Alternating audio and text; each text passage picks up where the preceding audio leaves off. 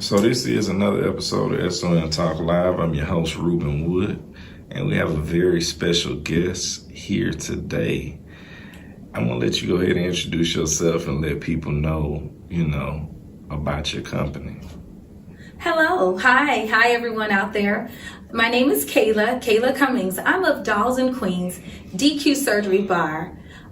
We're a non-biased talk show. I'm a reality talk show host talking about cosmetic surgery. Whether you've had it, you want to have it, or you're considering having it, I want to know the deep down about it. I want to know why you decided to have it, and if not, why you don't want to have it. I want to know all the details about why you possibly, again, may want to have it, may not want to have it, are considering it, or just want to talk about it. Again, it's a non-biased reality talk show about cosmetic surgery. Okay, so basically, how did you even get into, post-op surgery and even want to talk to people about that? Well, I tell you, Ruben, it's simply because people of all walks of life kind of have an unclear conscience about things that we don't like about our bodies or our bodily image. So I ask people, if you don't like something about your body, can you change it? Will you change it? Do you want to change it? And if so, why? I want to know the why. I want to uncover the depths of why you would want to change it. All right. So now, have you had plastic surgery yourself before? Yes, I have. And might be another reason to answer your other question. I am a surgery candidate myself. I've had multiple episodes, or sessions of surgery myself. And I know partially what the process is going through it. Okay. So now, if you care to share, which parts did you have actually done? Oh my goodness.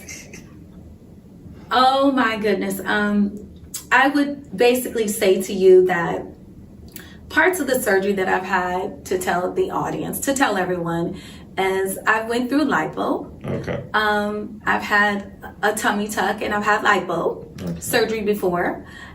I would like to say that it was definitely an experience. I regretted it when I first had it done. I was like, oh my goodness, this pain. But I thought about it after a few days and just thought about the image that how I wanted myself to look. Again, it was a problem area that I thought I had. People may say, hey, you don't look like you need it. You looked okay. But it was mentally, for me, I wasn't comfortable with my skin at that time in my life where I wanted to have abdominoplasty, as they say. Okay. So now you were also telling me that you are also a recovery nurse as well, right? I'm a nurse, right? I'm a licensed practical nurse. I've been nursing for a number of years. And again, I understand that when people have surgery, how traumatic, or any type of illness, how traumatic it is. And you need to have support and you have to have comfort. Again, that's another dynamic in relation to my show, is when people have trauma or traumatic experiences, such as even going through surgery, they need support. And I always tell people there's a difference between elective surgery, meaning you want to have it, versus an emergency surgery. And basically the difference is, when there's an elective surgery, you have time to prepare. So you have to go through phases of life, mentally, physically, and spiritually, to prepare yourself for surgery, versus a 911 happening and you just have to have immediate surgery. You have no control over that. So that's another reason why I talk to people about it, because when you have elective surgery, you have the opportunity to prepare yourself for surgery, prepare your body for surgery per se. Definitely. Okay. So now, of course, the basis of your show is to kind of have conversations with people who have been through that, right? Yes. So now, would you talk to people who are also considering to go have surgery?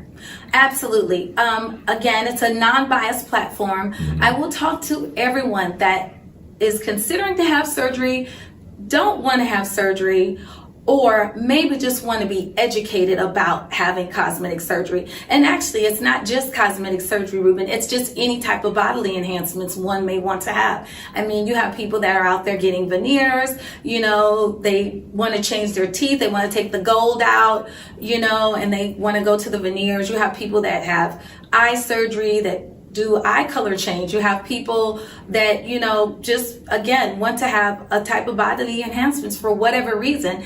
And that's what my show is about. I want to know why you decided to do it and share your story. Come on to the platform at dqsurgerybar.com, sign on, click join the show, and just tell everybody, tell the world, tell the world about your story, because again, you possibly could be helping someone that is having the same problem or in that same situation. Right, definitely. You never know who you can help, I agree. So now, when you talk about surgery to that extent, obviously we see a lot of women that do these surgeries nowadays. They get BBLs and so forth and so on, right? So has there ever been a time, or another female that you may have known, or yourself or something, where the experience for them has been horrible and they've talked to you about it? I have to be honest with you. And that's all these factors that we're talking about and that we're mentioning today is one of the reasons why I know that my show is so important and will have relevancy out there, because just like people have traumatic experiences in life, sometimes people don't have anyone to talk to. They don't have a platform where they can sort of say, get it off their chest, express what went wrong and why did it went wrong. And if they regret that they even had it done, yes, to answer your question, yes, I have spoken to females that have had botched, as they say, surgeries, and they've had to go back and get repair, or, try to live with the trauma of the fact that, as people say, I told you so. I told you not to have it done. You were fine. So again, it's a lot of mental healing that's in the process as well. And that's another reason why, I want to have people to have a platform where they can talk about it, get it off their chest, reveal to other people what not to do, what to do, those types of things. Right. So now, growing up for you, did you ever think that this would be like a career choice or a career path for yourself? Oh my gosh, heavens, I have to, no way. I'm telling you, growing up, I did all the makeup. I was always a glamour girl. So I did all the makeup, all the crazy hairdos, the styles and everything. And, you think, okay, I'm in the end, I'm doing what I'm supposed to do. This girl got this person did this. This is going to be my style.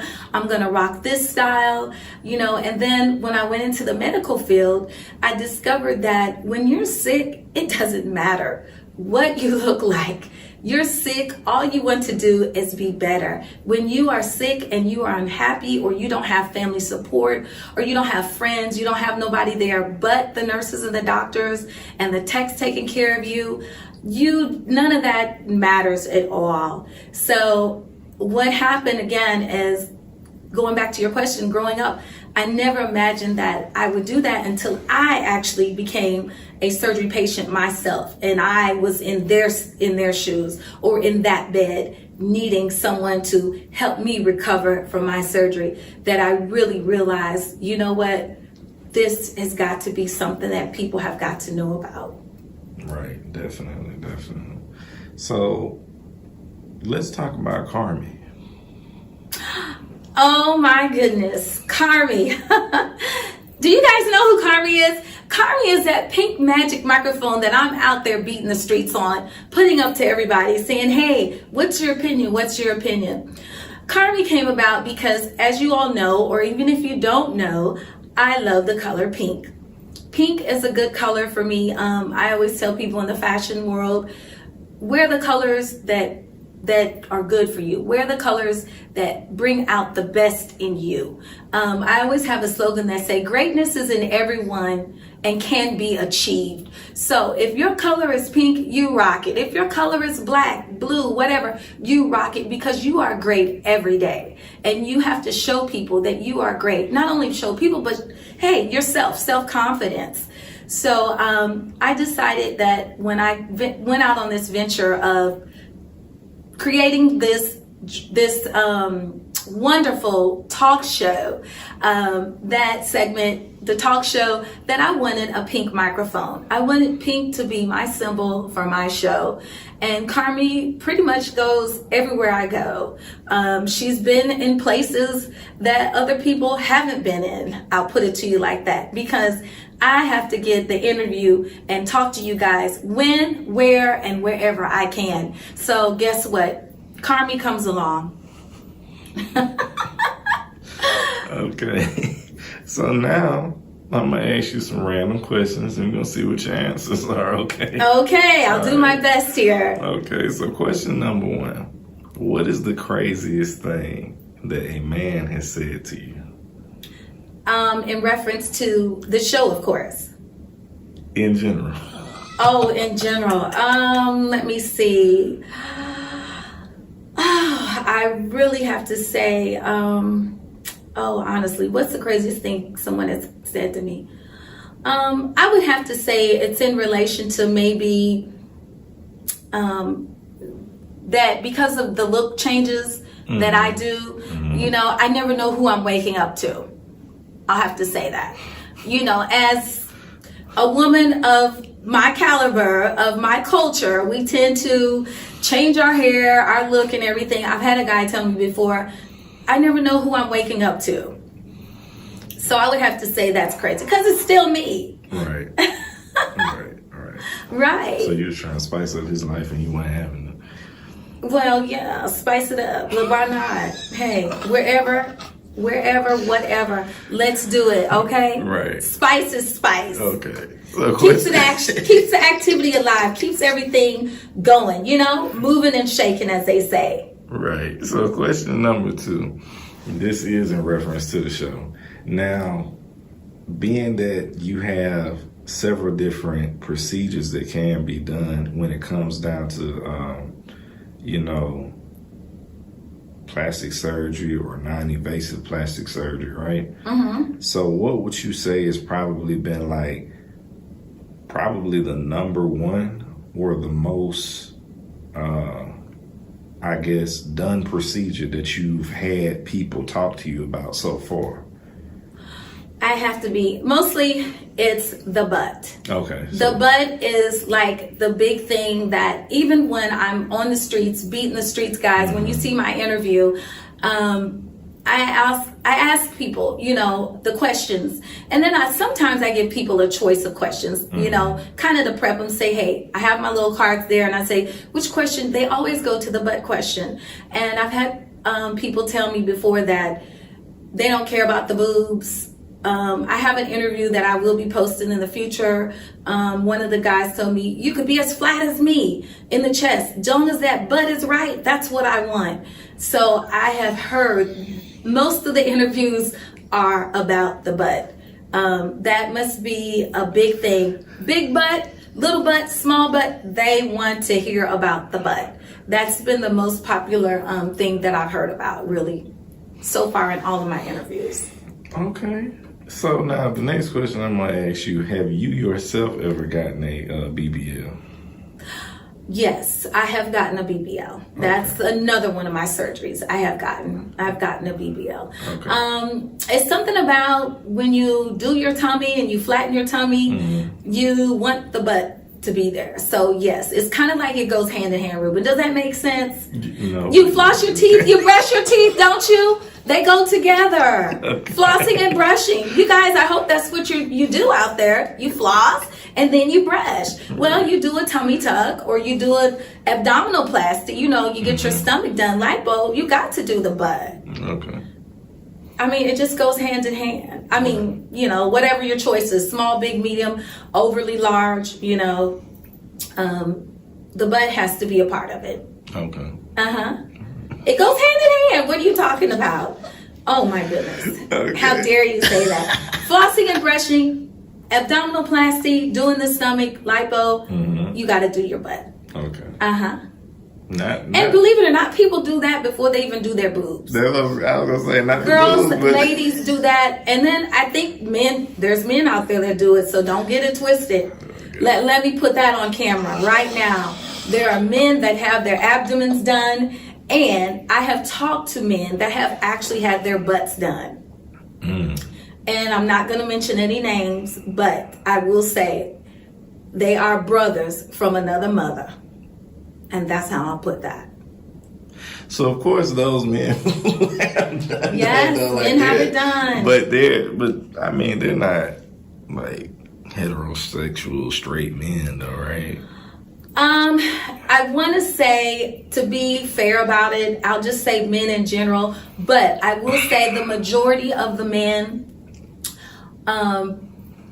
do like other men. Okay. I'll say that. Right. To be fair about it. The majority that I have spoken to do like other men and do have these surgeries. But again, there are straight men that are doing it too. But again, the majority is, like I said, they like their same. They're same. Right. Male to male. Right. Okay. And hey, everybody has an option. Everybody has a choice. So it's fine with me. You know, I'm just here to let people, provide them a platform where they can talk about it. Right. Where they can openly discuss, you know, to America, to the U.S., to the world, why they decided to do it or why they wanted to do it. Right. So now, the next question I'm going to ask you. Oh, I'm getting a little nervous here. Okay, keep going. Keep going, because you are very interested in this. More interested than I thought you'd be. So, well, this one ain't necessarily related to the surgeries or to the show. I was going to ask you, now, growing up, right, did you ever have a favorite school teacher? If so, what was their name? I did. I had a favorite school teacher, and I'll tell you, her name was Miss Andrews. Miss Andrews. Yeah, Miss Andrews. And she was my favorite teacher because, well, number one, she was very, very general. She rode her bike to school.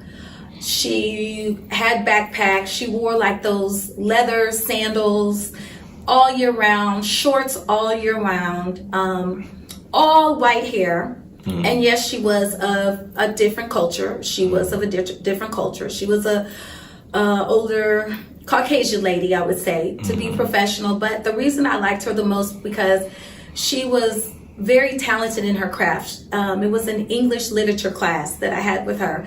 And all we did the whole entire school year was write papers. Term papers was her assignment. And I tell you what, to this day, I am one of the best writers. You give me trouble, let me tell you, I'm going to hit you up with some knowledge on a paper. And I use that today very much so. And I thank her for that because I'm able to write professional letters, personal letters, different types of topics in reference to the teachings from her. And as a matter of fact, my show, I am the producer of my show. I have written everything from my show. All of my episodes, my bios, everything on my website, that is me, Kayla. So it's because of the teachings and the things that I've learned from her that has made me be allowed to get that talent. So I'm using it.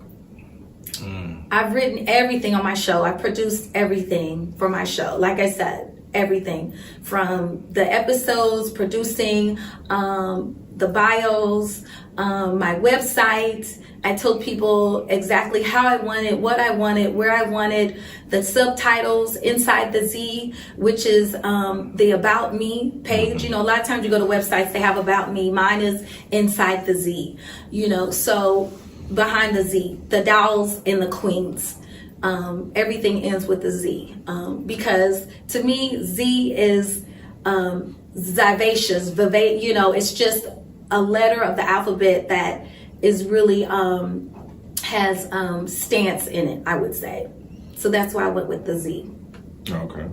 So the next question I was actually going to ask you is, where did the actual name Dollz and Queenz come from? It came from usually when a person goes to have surgery, and usually when they're female, the ideal concept is to be shaped like, per se, a Barbie doll, or to be shaped, or to be in more shape than what you were when your original body structure is changed to some degree. So it's usually a female, and usually the queens come from when those, none other than your culture, a male species, has alterations in their bodies. They're considered queens at that point, because again, a man is a man, a woman is a woman. So that's when they alter their body. So that's kind of where the Queenz comes from. And because I wanted to have a non-biased, open platform for everybody. And again, you don't have to be a doll and you don't have to be a queen to come on my show to talk about surgery, or if you want to have it or not. But that's just the basis of it. Is mostly, you know, people that do feel free to talk about it are usually dolls and queens. Okay. Yeah. So I definitely thought the Queen's part stood for something else. I didn't know that's what this. Yeah, so, you know, that's where it came from. Okay. And I said, you know, what would be a catchy name to have to talk about a reality cosmetic talk show other than Dollz and Queens? Because that's what we do. We modify our body, we look good, and we're happy about it. So why not tell the world about it? Okay, so that's definitely what's up, man. So the last question I'm gonna ask you is, where can people find out more information about the talk show, the platform, and what all you have going on? Okay, that's a very important question. You can subscribe to my YouTube channel or go to my YouTube channel at Dollz and Queens DQ Surgery Bar. I'm also on Instagram at Dollz and Queens Surgery Bar, and there is a link that will lead you also to the YouTube channel. I'm on Facebook, Dollz and Queens Surgery Bar. I'm on TikTok. I haven't had much reviews on TikTok, but I'm there, again, under Dollz and Queens Surgery Bar. So those are my platforms. I'm on LinkedIn. I'm also on Snapchat, all of those, but preferably the main place to find me is on YouTube and on Instagram and Facebook. Those are my top three. And those, like I said, the YouTube is Dollz and Queens DQ Surgery Bar, Instagram and Facebook is Dollz and Queens Surgery Bar. And I welcome you guys to click on there, see some of the interviews, get the opinions, and hey, who knows, you might want to join the show. You might have somebody that you know may want to join the show and just come on and talk about it. And it's totally free. No charge, it's free. Just come on and tell us your story. We'd like to hear about it. Ruben, you might even come on. Who knows? You might decide to get something done. I doubt it, but okay. You hear that? He doubts it, but okay. Well, we'll have you on for a segment. Yeah, for sure. If you got a segment about cooking, you know, music industry. Music industry. Bring the music on. Hey, you know what? Bring the music on that gets all of us Dollz and Queens hyped up about the show, gets us hyped up to go into surgery, because that's important too. Again, it's a mental state of being. Right. Okay.